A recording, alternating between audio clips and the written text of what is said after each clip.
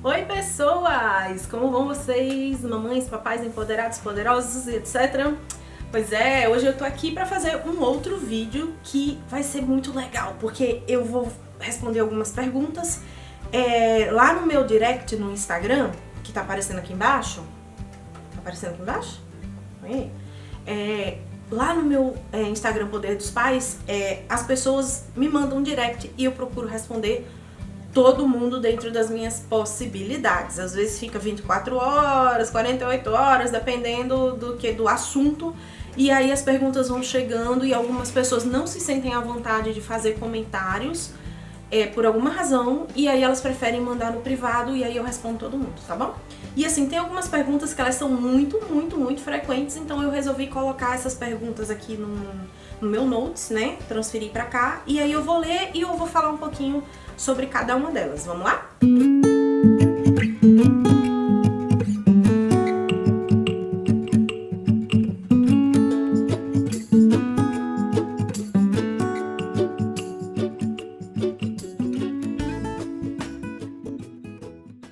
Uma pergunta muito recorrente é sobre escola. O pessoal tá perguntando sempre como que é a escola aqui em casa, como foi o processo de inclusão e etc. Bom, hoje, como eu já falei, nós moramos nos Estados Unidos, a minha filha nasceu aqui, então eu voltei pra cá depois de 10 anos, porque eu queria que ela tivesse uma outra educação e tal, mas no Brasil eu passei por tudo que vocês possam imaginar, tá? Nessa questão de contexto escolar. Então, Stella estudou em escola pública, estudou em escola particular e ela também estudou em casa.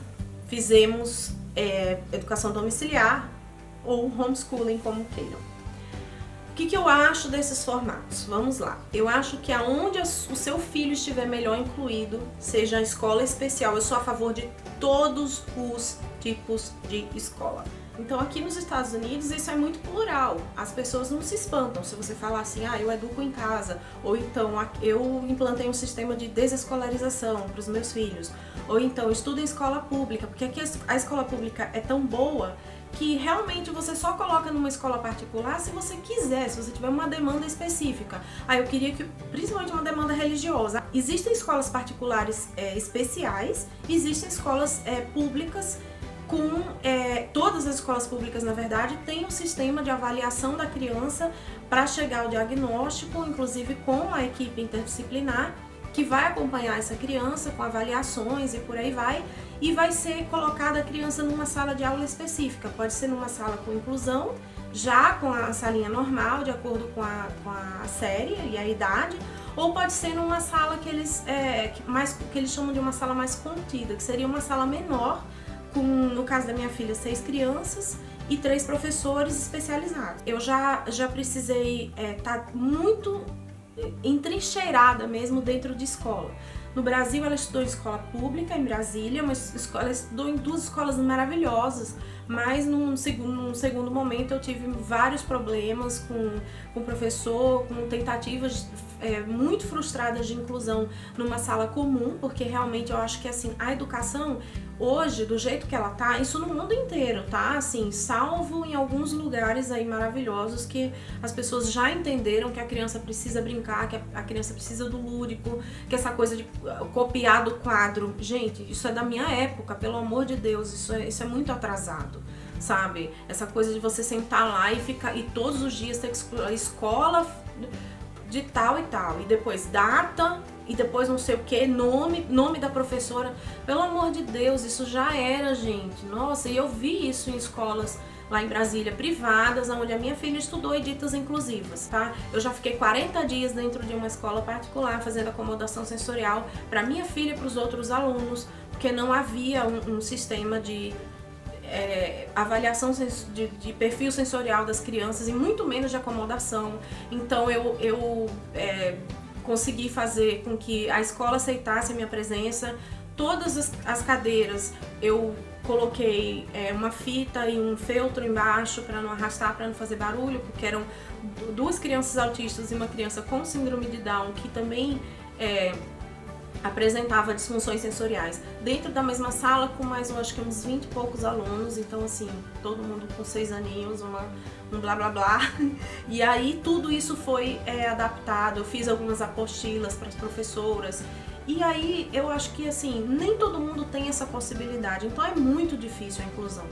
Né? Porque nem todas as mães podem realmente estar dentro da escola, ou nem todas as escolas vão permitir. Até nas escolas públicas mesmo, lá em Brasília eu tive muita abertura para falar com as professoras, para conversar com a direção, para tentar soluções não só para minha filha, mas para os filhos de outras pessoas, outros autistas, mães que não tinham essa possibilidade, que já deixavam na escola atrasadas para ir para o trabalho. Mas olha, chegou uma hora que eu cansei mesmo. Chegou uma hora que eu falei, eu tô muito cansada disso, eu não aguento mais. E primeiro que essa educação, pra mim, ela não serve mais. Eu acho que tá atrasado, tá ruim. Levei para o ambiente de homeschooling, de educação domiciliar. Não me arrependi, fiz Aí você me pergunta, mas isso é permitido no Brasil? Gente, assim, hoje já existe um movimento maior, tá? Eu depois vou fazer um vídeo só sobre homeschooling, contando a minha experiência, contando a experiência aqui dos Estados Unidos, como que isso funciona, porque eu também fiz homeschooling aqui, sendo que aqui é totalmente desburocratizado, sabe? Você simplesmente imprime uma folha, coloca o nome do seu filho e a data de quando a quando, e aquilo ali fica registrado que nesse período essa criança está sendo educada em casa. E você escolhe o seu sistema de educação, você consegue comprar programas de matemática, comprar programas de leitura, livros e etc. E tem mais, tudo é descontado do seu imposto. Ai, meu Deus, Brasil! Olha só, é sério, eles descontam todo o material que você compra para o seu filho, livros, lápis, borracha, cola, sabe, tudo, você pega esse recibo e é descontado o seu imposto. Eu acho que a gente tá muito amarrado na caixa. E o autismo, ele pede que a gente saia da caixa, que a gente pense fora da caixa. Aconteceu de, por exemplo, eu estar com a Estela em casa e eu ter que parar um pouco a parte do ensino, a parte porque ela estava numa fase muito agitada, muito opositora, e eu estava, na verdade, trabalhando outras questões anteriores às questões pedagógicas, digamos assim. E aí alguém da família falava assim, poxa, Evelyn, mas eu tô tão preocupada, tem tantos meses que a Estela tá em casa e não tá estudando, e ela não vai perder o ano, e ela não vai ser reprovada, e ela não vai... Gente, tem que sair dessa caixa, a gente tem que sair dessa caixa, porque muitas vezes a gente pega a criança, até sem diagnóstico lá atrás, e fala assim, põe na escolinha que ele melhora. E olha, isso me irrita num nível. Calma, calma. Isso me irrita num nível. Então, assim, sabe, eu acho que se alguém chega pra mim e fala isso, não, só que seu filho tá assim porque ele tá em casa, porque ele não tá na escola, eu não sei o que eu falo. Existem questões anteriores no autismo e de todas as pessoas, até dos neurotípicos, que são anteriores a qualquer tipo de performance acadêmica, sabe? Performance até comportamental e de socialização e etc. Então, por muitas vezes, Estela ficou fora do ambiente escolar porque eu precisava que ela ficasse.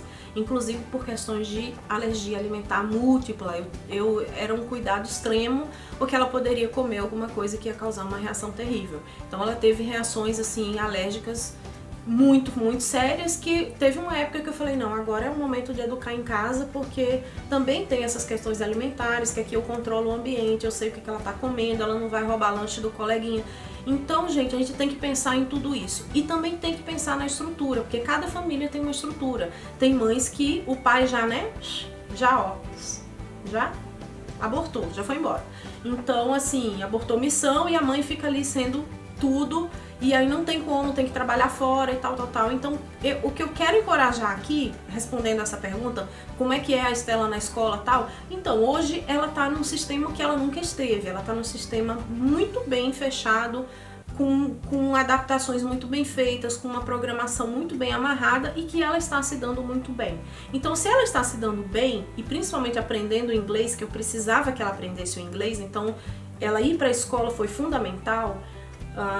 Então eu tô feliz, a educação tá funcionando para ela. Então não se prendam assim, tem que entrar no jardim, tem que fazer isso e tem que fazer apresentação na escola. Gente, tem hora pra tudo. A Estela não participou de várias apresentações, a Estela não esteve na escola todos os anos, ela não esteve todo o tempo dentro de um sistema regular de ensino e mesmo assim ela foi alfabetizada, ela sabe ler, ela sabe escrever. Sempre me perguntam sobre o que fazer assim que você recebe o diagnóstico. Essa é uma dúvida muito recorrente, tá? O que fazer quando recebe e o que fazer quando ainda não tem diagnóstico, mas só tem as suspeitas sobre a criança estar ou não no espectro do autismo. Então vou responder isso no próximo vídeo. Só que para tudo, vocês precisam fazer uma coisa que é fundamental hoje para você gastar suas calorias. É apertar o negócio da curtida para o YouTube saber que você está gostando dos meus vídeos. Inscrever-se se você ainda não é inscrito. Corre lá no blog Poder dos Pais no Instagram, que é a minha rede social principal. Eu posto todos os dias. Todos os dias tem conteúdo lá, gente. Todos os dias tem conteúdo relevante para quem tem filho com autismo, quem trabalha com autista, quem é professor de autista, quem é vovô de autista. Todos os dias tem conteúdo relevante. Então corre lá, por favor. O Instagram tá aí, ó, aparecendo na sua tela. Aí você se inscreve, você clica no sininho, porque é uma experiência única, e aí você vai ficar sempre sabendo quando eu postar os meus vídeos, beleza? Vai lá no próximo que eu vou responder sobre o que fazer assim que você pega o seu diagnóstico, dentro daquilo que eu sei, porque eu não sou especialista, mas eu sou atrevidíssima e eu tenho muito assunto para falar com vocês daqui pra frente nesse canal, tá bom? Então fica aqui comigo, um beijo, obrigada por vocês estarem aqui assistindo e comentando. Comenta aí embaixo pra gente falar, né? A gente discutir um pouquinho, conta a sua experiência, que é bem legal a gente trocar essa ideia. Beijo pra vocês, até o próximo vídeo com respostas das perguntas aqui que chegam no meu direct. Fui!